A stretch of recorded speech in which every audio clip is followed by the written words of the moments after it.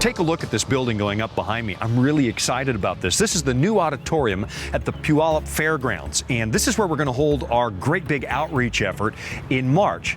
You know, I've preached in big cities all over the world, and we always go looking for an auditorium. It's always tough, but it was especially tough here in this area. And so as we're going looking, couldn't find something, God said, I'll tell you what, I'll build you an auditorium. And so I think this is the first time I'm actually going to hold meetings, you and I together, in a building that's being built for us. I believe this is a miracle. But I'll tell you what else is a miracle. There's something else going up all over the city. It's the hearts of your neighbors. They don't know who God is necessarily.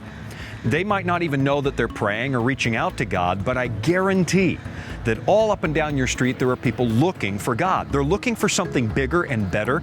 They're looking for the answers that they don't have to some of the biggest questions in the universe. Now, how do I know they're there? I've never seen a city where those people didn't exist. There is ripe fruit hanging off the trees all over the place. Here's a challenge I want to give you. Go into the city. Go into the places that people congregate. Go into a student union building on a campus. Go into a coffee shop, a restaurant, a mall, anywhere where people gather. And without being too obvious, get a little bit nosy and start eavesdropping. Listen to what they're talking about. And you're going to notice something fascinating. If you ask God to show you where the spiritually minded people are, He's going to lift the veil from your eyes, and you're going to start recognizing that people indeed all around you are spiritually minded. They might not think of it in the same terms you do. They might not think of it sort of in the same paradigm that you and I think about it, but they're looking for God. There are spiritually minded people absolutely everywhere. And if you ask God, He'll show them to you. So here's what we're going to do. For the next few months, you pray. Ask the Lord, hey, God, please show me the people on my street, the people in my workplace, the people in my family that might be ready to come home, the ones that are looking for you. Give me the ability to see them. And you start praying for those people.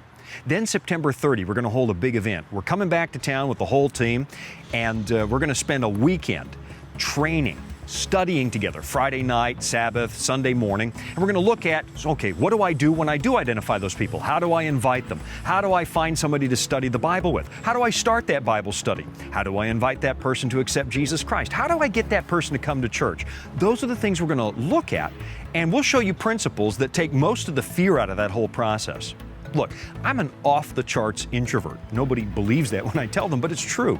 I'm shy. I don't like to start those discussions, and I find them scary too. But I promise you, there are principles in Scripture that when you apply them, it takes most of the fear out, and it starts to become fun identifying the people who are ready to come home. So we'll do that in September, and then we'll build a head of steam, and we'll all bring the people we find to this auditorium, March, for Revelation Speaks Peace, and then we'll invite them into God's family. We're about to have the most fun you've ever had in your Christian experience.